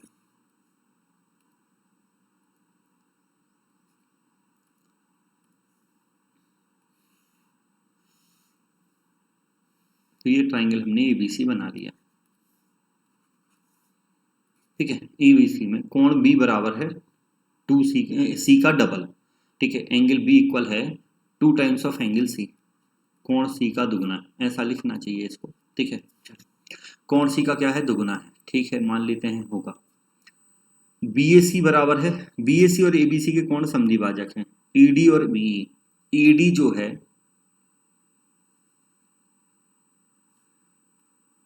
और बीई जो है, इनके कोण समद्विभाजक हैं। कोण समद्विभाजक हैं, इसका मतलब यदि ये वाला एंगल थीटा है तो ये थीटा होगा, ये अल्फा है तो ये अल्फा होगा, तो ये पूरा 2 अल्फा हो गया। और क्वेश्चन में लिखा कि जो कोण बी है वो सी का दोगुना है, मतलब सी की वैल्यू केवल अल्फा आएगी। सी की वैल्यू क्या आएगी, केवल अल्फा आएगी। ये बात आप समझ रहे हैं, सी की वैल्यू केवल अल्फा आ रही होगी, ठीक है। यहाँ तक परेशानी। ए बी बराबर है सी डी के, ए बी बराबर है सी डी के, ये आपको दिया हुआ है, ठीक है। एंगल ए बी सी ज्ञात करना है, करते हैं। ये आपको दिख रहा है, ठीक। थोड़ा सा अलग कर लेते हैं, ये इसको काला कर देते हैं। ये जो काला सांप है ये बराबर है इस काले सांप के, अच्छे से दिखने लगेगा आपको, ठीक है। ये आपको बराबर दिया है। अब आप कुछ और चीजें देखने की कोशिश करो। यहाँ पे आपको ध्यान से देखना है कि कोई 2 साइड बराबर हैं, तो जो 2 साइड बराबर हैं उन्हीं ट्रायंगल में कहीं जाओ, उन्हीं ट्रायंगल में कहीं जाते हैं। तो आप जब देखोगे ध्यान से तो आपको यहाँ पे कॉन्ग्रुएंट ट्रायंगल ढूंढने हैं। आपको दिख रहा है कि कोई एक साइड बराबर है, अलग अलग 2 ट्रायंगल की कोई साइड बराबर दी हैं और कुछ एंगल भी बराबर दिए हैं। तो सोचते हैं कि क्या पॉसिबिलिटी हो सकती है, क्या रिलेशन बनाए जा सकते हैं, ठीक। तो यहाँ पे यदि ध्यान से आप देखो, आपको इसके अलावा कुछ नहीं दिया, आपको बस इतना दिया कि कोण बी कोण सी का दुगुना है, एडी और बी कोण द्विभाजक है। इसके अलावा हमें कुछ और खास दिया नहीं है, ठीक। अब ध्यान से सुनिएगा मेरी बात को। यदि मैं इस डी और ई को जोड़ दूं, यदि मैं इस डी और ई को जोड़ दूं, तो आपको दिख रहा है कि सी डी इक्वल है ए बी सी के। जो काला सांप हमने बनाया है वो क्या है, इक्वल है। वो काला सांप हमने बनाया है वो क्या है, इक्वल है। इसके अलावा हमें दिख रहा है कि यहाँ पे जो ये एंगल है अल्फा, यहाँ पे ये एंगल है अल्फा, 2 एंगल भी इक्वल हो गए। और उसके अलावा हमें दिख रहा है कि 2 एंगल इक्वल हैं, और मतलब एक एंगल इक्वल है और एक साइड इक्वल है। अब आपको 2 साइड इक्वल मिल जाए और उनके बीच का एंगल मिल जाए, या फिर ट्राइंगल सिमिलर हो जाए, कुछ तो हो जाए, तो आप बता सकते हैं कि वो होंगे कॉन्ग्रुएंट। तो यहाँ पे यदि हम और ध्यान से देखें थोड़ा सा, तो आपको यहाँ पे ये समझ आएगा कि ये वाला एंगल कितना है हमारा, अल्फा है। ये वाला एंगल कितना है हमारा, अल्फा है। दोनों ही ट्राइंगल में यदि ध्यान से देखो, डायग्राम सही बना है, ठीक, कोई दिक्कत है तो C D equal A B given है, ई सी इक्वल क्या हो जाएगा, बी ई के। ई सी और बी क्या हो जाएंगे, इक्वल। ध्यान से देखना, मैं आपको दिखाऊं तो ये वाला ट्राइंगल जो बना है बी ई सी, ये वाला ट्राइंगल बना है बी ई सी का, ये वाला एंगल क्या है, अल्फा। ये वाला एंगल क्या है, अल्फा। मुझे ये बताइए यदि 2 कोण बराबर हैं तो उनके सामने वाली साइड बराबर होती हैं, तो बी ई इक्वल सी ई हो जाएगा। ये सी ई इक्वल होगा बी ई के, ठीक है। सी ई इक्वल किसके होगा, बी ई के होगा। ये जो बी ई है, ये जो पीला सांप है, ये बराबर होगा इस पीले सांप के। आई थिंक सबको दिख रहा है, किसी को कोई बहुत ज्यादा कष्ट नहीं हो रहा, थोड़ा बहुत कष्ट तो चलेगा। तो ये बराबर हो गए। अब आप ध्यान से देखो, जो ट्राइंगल आपका है ए बी ई, कौन सा ट्राइंगल मैं कह रहा हूं, ए बी ई। सुनना, मेरा अलग से लिखना नहीं है ये सब, ठीक है। ये तो सब चीजें हमें दिखनी चाहिए। ए बी ई जो ट्राइंगल है, और जो ट्राइंगल है CED, ये दोनों ट्राइंगल में दो साइड बराबर होंगी। कौन कौन सी बराबर हैं मैं लिख दे रहा हूं, ठीक है, लिख देते हैं उसको। चलो आप बोलो कि सर आप तो लिख नहीं रहे, तो लिख देते हैं। ये तो समझ आ गया ना कि BE इक्वल कैसे है, ये आपको समझ आ गया कि BE इक्वल किसके है, CE के। अपोजिट एंगल बराबर हैं, अपोजिट एंगल इक्वल है, विपरीत कोण क्या है, समान है, तो इसलिए मैंने ये उससे लिखा है।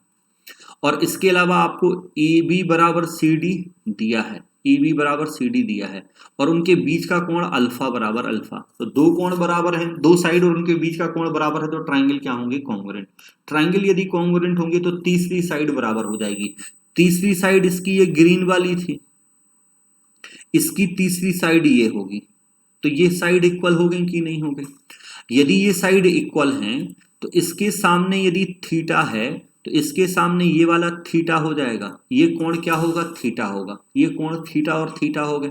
अब आप मुझे बताओ, ध्यान से देखो, ये थीटा थीटा है, ये सारी कहानी सब कुछ आपको एकदम क्लियर है। आपको ये पता है कि जो ट्राइंगल कॉन्ग्रुएंट होते हैं उनके करिस्पॉन्डिंग एंगल होते हैं। तो ये बताओ, इस ट्राइंगल में इस पीले सांप के सामने वाला कोण कितना है, 2 थीटा। तो यहाँ ये पीले सांप के सामने वाला पूरा कोण क्या होगा, 2 थीटा होगा। तो ये 2 थीटा आ गया। यहाँ तक की कहानी को समझ लो। कहो तो मैं एक बार डायग्राम और बना दूं, आपको समझ आया होगा। फिर भी मैं एक बार और बना दे रहा हूँ, पूरा डायग्राम बना रहा हूँ, ठीक है। इतना लंबा इतना सुंदर सा डायग्राम मैंने बनाया था, और फिर से मैं एक बार बना रहा हूँ कि आप समझ पाए। ABC में इसका एंगल बाइसेक्टर है और इसका एंगल बाइसेक्टर है, हाँ। तो AD है और ये क्या है, BE है। ये आपको दिया था क्वेश्चन में, ये दिया हुआ है कि ये जो DCD है ये इक्वल है AB के। अब आप बोलो कि सर ये बराबर नहीं दिख रहा है, तो आप एक काम करो, स्केल उठाओ, लैब में जाओ और लैब में एकदम मेजर करके बनाना चित्र, तो बराबर दिख जाएगा, ठीक है। हमने यहाँ एक लाइन खींच दी, यहाँ जब हमने लाइन खींची ना, तो हमें ये एंगल, यदि ये एंगल आपका अल्फा था तो ये एंगल अल्फा था, ये थीटा था तो ये थीटा था, ये पूरा एंगल अल्फा है, तो अल्फा के सामने यहाँ C और ये C इक्वल है। मतलब यहाँ हमें ये दिख गया कि यहाँ जो ये वाली है ये इक्वल किसके है, इसके। तो ये वाली इक्वल दिख रही हैं, ठीक है, ये इक्वल दिख रही हैं। तो फिर इसकी तीसरी साइड बराबर हो गई इसकी तीसरी साइड के। तो इसके सामने थीटा, तो ये थीटा आ गया, और यहाँ आपको इसके सामने ये पूरा कोण 2 थीटा दिख रहा है, तो यहाँ इसके सामने पूरा कोण 2 थीटा आ गया। तो यहाँ तक तो समझ आ गया होगा, ठीक है। अब कोई परेशानी किसी को नहीं है। अब आपको पता है कि किसी भी ट्राइंगल का जो बाह्य कोण होता है, जो एक्सटीरियर एंगल होता है, वो सम ऑफ रिमोट इंटीरियर एंगल के बराबर होगा, दूरस्थ अंतः कोणों के योग के बराबर होता है। तो ये ट्राइंगल का ये पूरा कोण देखो, ये पूरा कोण थीटा प्लस 2 थीटा कितना है, 3 थीटा। ये बराबर होगा इस पूरे के और इस पूरे के। तो ये पूरा कितना है, 2 अल्फा प्लस थीटा। तो यहाँ थीटा माइनस होगा तो 2 थीटा बराबर 2 अल्फा। तो यहाँ से हमें पता चल गया कि थीटा और अल्फा भी बराबर हैं। भैया जो थीटा है वही अल्फा है और जो अल्फा है वही थीटा है। क्वेश्चन का मतलब ये हो गया, मतलब आप इनको बराबर रख सकते हैं। अब त्रिभुज के तीनों कोणों का योग कितना होता है, 180। तो लगा दो, ये 2 थीटा, ये 2 अल्फा और ये अल्फा। और भैया जो थीटा है वही अल्फा है, जो अल्फा है वही थीटा है। इन सबको जोड़ के 5 अल्फा लिख सकते हो, बराबर होगा 180 के। यहाँ से अल्फा कितना आ जाएगा, 36। और यही आपसे पूछ रहा है, अल्फा ही पूछा आपसे। आपसे पूछा ABC का माप ज्ञात करें, तो ABC बताना था। ABC जो है वो 36 का डबल हो जाएगा, 72। ABC कितना हो जाएगा आपका, 72 हो जाएगा। उम्मीद है कोई दिक्कत की परेशानी नहीं होगी। एक्चुअल में क्वेश्चन में आपसे ABC नहीं पूछा था, ऑप्शन इसीलिए सेट नहीं किए उस हिसाब से, ACB पूछा था, ठीक है। ABC पूछेगा तो 36 का डबल कितना हो जाएगा आपके पास, 72 आपका आंसर बनेगा। तो आशा करते हैं ये क्वेश्चन भी आप समझ ले रहे हैं, आपको यहाँ तक भी कोई परेशानी नहीं होगी। बढ़िया क्वेश्चन था, अच्छा क्वेश्चन था, दिमाग लगना था उसमें, इसलिए मैंने 2 बार उसको समझा भी दिया। नेक्स्ट अच्छा सा क्वेश्चन ये ले लेते हैं। क्वेश्चन कह रहा है कि PQRS एक चतुर्भुज है जहाँ पे PS PSR बराबर है। पी एस एस आर बराबर है P S R P Q R. P S R मतलब ये वाला एंगल 90 है, ये वाला एंगल 90 है, ठीक है मान लिया। P Q R 90, P Q R 90, ये वाला एंगल 90, ये वाला एंगल 90। एस एम ये भी लंब है तो ये भी 90, ये भी लंब है। क्वेश्चन में लिखा है कि एस एम जो है लंब है पी क्यू पर, तो ये भी क्या हो गया 90, तो ये भी क्या होगा 90 होगा। तो ये भैया 90 90 90। एस एम कितना है 16, एस एम है 16। What is the area of quadrilateral P Q R S, ये पूछा है, ठीक है। अब मुझे देखो, आपको दिख रहा है कि ये वाला भी 90, ये वाला भी 90। यदि ऐसा कुछ हो जाए कि यहाँ पे मतलब ये यदि यहाँ होता, यदि ये यहां तक बड़ा होता,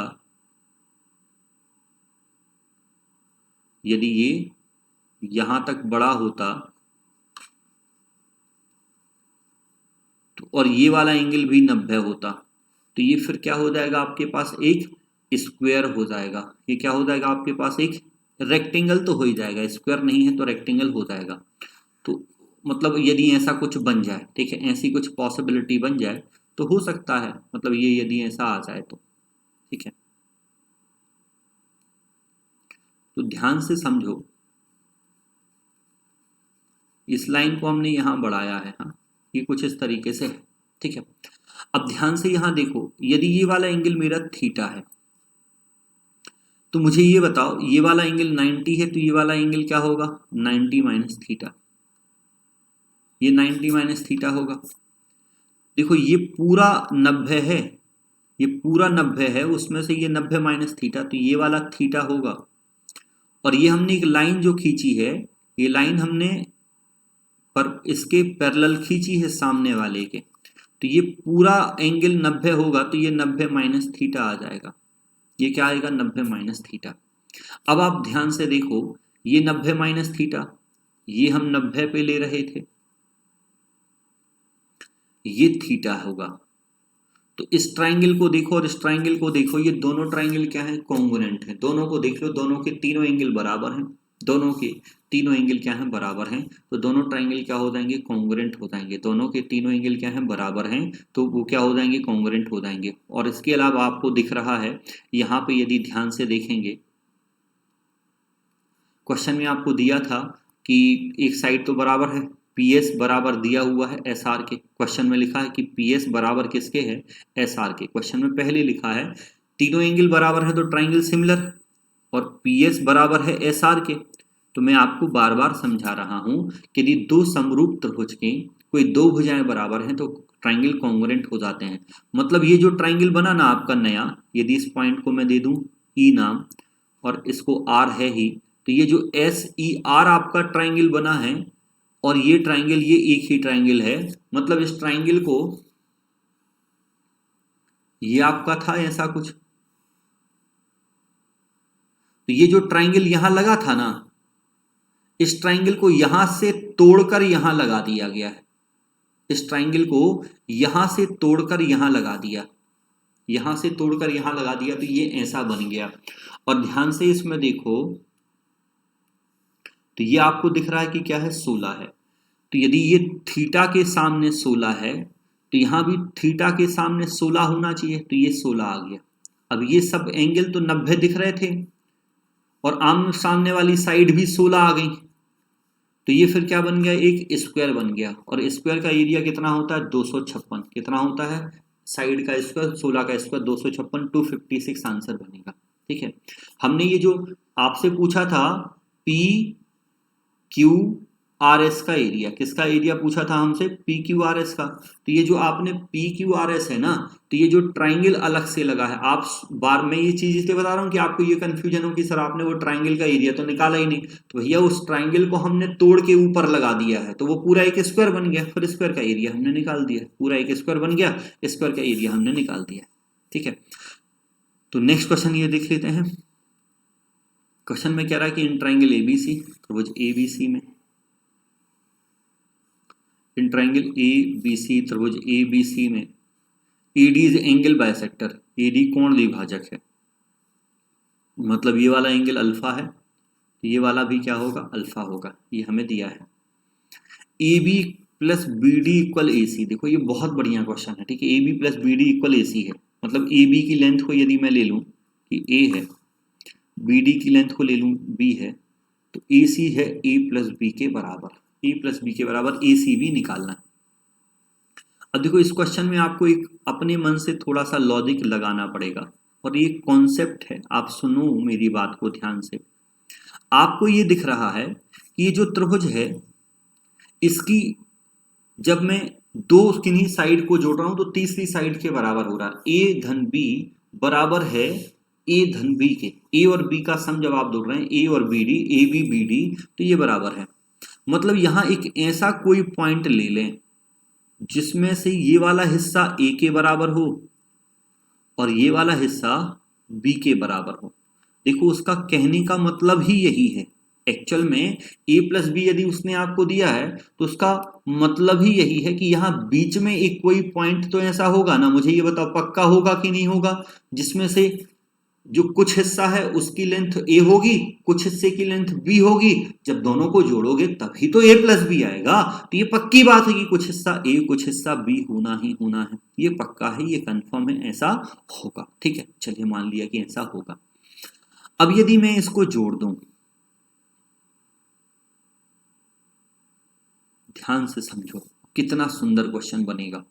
यदि मैंने इसको जोड़ दिया, मैंने इसको क्या किया, जोड़ दिया, तो यहां से मुझे ये दिख रहा है, ध्यान से देखना कि ये वाला जो ट्राइंगल है इसका ये जो हरा सांप है ये इस हरे सांप के इक्वल है, ठीक है। ये जो नीला सांप है ये दोनों में क्या है, कॉमन है, कॉमन है, ठीक है। और ये एंगल और ये एंगल क्या है, बराबर। तो साइड एंगल साइड से ये दोनों ट्राइंगल सर्वांग सम होंगे, कॉन्ग्रुएंट होंगे कि नहीं होंगे, कॉन्ग्रुएंट हो जाएंगे। कॉन्ग्रुएंट यदि हो गए, कॉन्ग्रुएंट यदि हो गए तो ये तीसरी साइड बराबर हो जाएगी इस तीसरी साइड के, ये तीसरी साइड बराबर हो जाएगी तीसरी साइड के। तो ये बी था तो ये बी हो गया, ये बी था तो ये क्या हो गया, बी। तो इस ट्राइंगल में ये बी है ये भी बी है, तो इनके आमने सामने के कोण क्या होंगे, बराबर।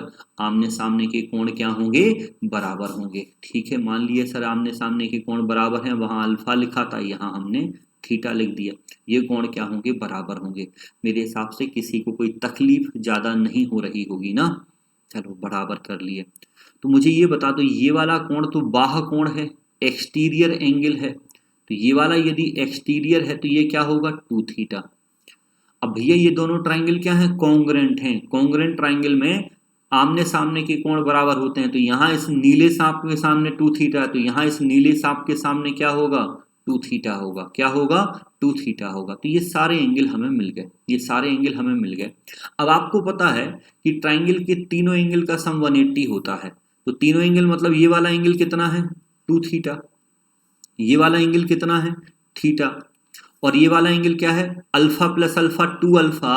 और आप ध्यान से देखो इस वाले एंगल की वैल्यू भैया पूरी क्वेश्चन में दे रखी है, इस वाले एंगल की वैल्यू आपको क्वेश्चन में दे रखी है कि ये पूरा एंगल कितना है, 111, ये 180 के बराबर होगा।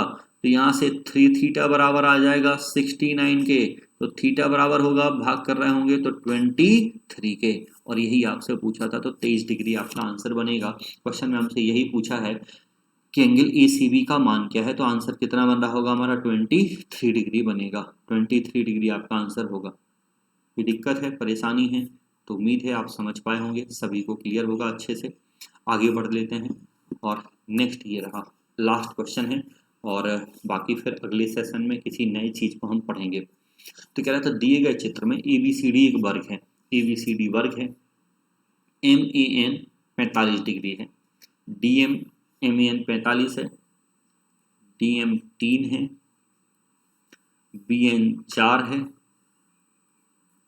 और MN की लंबाई आपसे पूछ रहा है, ठीक है। अब देखो ये क्वेश्चन भी पता है, ये क्वेश्चन मतलब बड़े लॉजिक वाले क्वेश्चन है। ये आपको पता है कि ये स्क्वायर है, स्क्वायर है मतलब ये वाला एंगल कितना होगा, 90 होगा।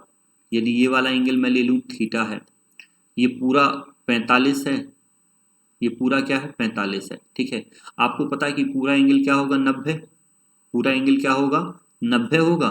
90 में से यदि 45 प्लस थीटा को घटाऊंगा तो ये 45 माइनस थीटा आएगा। ये क्या आएगा 45 माइनस थीटा आ गया। ये वाला एंगल हमें मिल गया। इतना तो हमें समझ आ गया, लेकिन हमारा काम नहीं बन रहा, हमें mn निकालना है। अब देखो यहाँ पे एक्चुअल में जो कॉन्सेप्ट है, बढ़िया सा कॉन्सेप्ट है, बहुत अच्छा। मेरी बात को सुनना, मैं यदि इस ट्राइंगल को यहां से तोड़कर, इस ट्राइंगल को, आपको पता है कि यदि ये स्क्वायर है तो ये जो ए बी साइड है बराबर होगा सी डी के। ए बी बराबर किसके होगा सी डी के, ए बी बराबर होगा सी डी के होगा। ठीक है, तो ए बी यदि सी डी के बराबर है तो मैं ऐसा करूं कि इस ए बी को उठाकर सी डी पर रख दूं। तो ए बी को मैंने सी डी पर रखा तो ये कुछ इस तरीके से आ जाएगा, ये कुछ इस तरीके से आ जाएगा। ए बी को मैंने किस पे रख दिया है सी डी पे। तो ये जो है ये ए एन, मतलब ये जो है ये वाली लेंथ, ये लेंथ किसके बराबर होगी बी एन के, मतलब ये वाली लेंथ हमारी कितनी होगी 4, और ये वाली लेंथ जो होगी ये किसके बराबर होगी ए एन के, मतलब यदि हम यहाँ पॉइंट ले लें एन तो ये ए एन के बराबर है। ठीक है, ये किसके बराबर होगी ए एन के। हमने इस ट्राइंगल को तोड़ के यहाँ रख दिया, इसका कॉन्सेप्ट यही है। अब देखो समझते हैं। देखो यदि ये पूरा एंगल हमारा कितना है 45 में से थीटा घटाओगे, मुझे ये बताओ यहाँ इसके सामने थीटा था तो 4 के सामने ये वाला एंगल हमारा थीटा है, तो ये पूरा एंगल जो हो जाएगा 45 माइनस थीटा, और थीटा को जोड़ोगे तो ये पूरा एंगल आएगा 45। अब आप देखो जो ट्राइंगल है ए एन एम, कौन सा ट्राइंगल ये वाला ट्राइंगल मैं बोल रहा हूं जो आपने तोड़ के बनाया है ए एन एम, और ये जो ट्राइंगल है ए एम एन, ये वाला ट्राइंगल, ये दोनों ट्राइंगल में यदि देखो एक एंगल 45, एक एंगल 45, ये ए एम दोनों में कॉमन, ए एम दोनों में कॉमन, ए एम दोनों में क्या है कॉमन है। मैं कौन सा ट्राइंगल आपसे बोल रहा हूं, आप उस ट्राइंगल को ध्यान से देखो। मैं ये कह रहा हूं कि ये वाला ट्राइंगल और ये वाला ट्राइंगल देखने ये दोनों, तो ये ट्राइंगल देखोगे तो दोनों में ये वाली साइड क्या होगी कॉमन, ये वाली साइड क्या है इक्वल, क्योंकि ये तो एक ही साइड है, दो साइड इक्वल हो गई और उनके बीच का कोण 45 है, तो वो क्या होंगे कॉन्ग्रुएंट होंगे। तो यहाँ 45 के सामने टोटल 7 है तो ये भी टोटल क्या होगा 7 होगा, तो ये आंसर आ जाएगा। अब आप बोलो सर हमें उतने अच्छे से समझ नहीं आया, इसलिए मैं खुद से ही एक बार और समझा रहा हूँ। मैं क्या कह रहा हूँ, मैं आपसे बस इतनी छोटी सी बात कह रहा हूँ, आप ऐसा करो कि इस ट्राइंगल को यहां से उठाओ, इस ट्राइंगल को यहां से मिटा के, ठीक है, इस ट्राइंगल को हम यहां से मिटा दे रहे हैं। ठीक है, इस ट्राइंगल को यहां से मिटा के और वहां लगा दे रहा है साइड में। ये ट्राइंगल यहां जो लगा था ना, इसको हमने यहां से मिटा दिया। इस ट्राइंगल को यहां से मिटाओ। अब आप बोलो स्टूडेंट की सर हम पेपर में कैसे सोच पाएंगे इतना, भैया जब आप पढ़ोगे तो आप सोचने लगोगे। ठीक है, अभी आपने पढ़ा नहीं है, आप जब पढ़ेंगे चीजें तो आप सोचने लगेंगे। ऐसा नहीं कि ऐसे सारे क्वेश्चन आ रहे हैं, ऐसे ही क्वेश्चन आएंगे तो ये रिपीट होगा, तो आपको जब यही क्वेश्चन रिपीट होगा तो सोच पाओगे ना। तो ये वाला ट्राइंगल हमने यहाँ लगा दिया, सेम यही ट्राइंगल। ठीक है, तो ये जो एक हमारी ट्राइंगल बन गया, ये एक ट्राइंगल हमारा बन गया। हमें डीएम कितना दे रखा था 3, ये कितना है 4 है।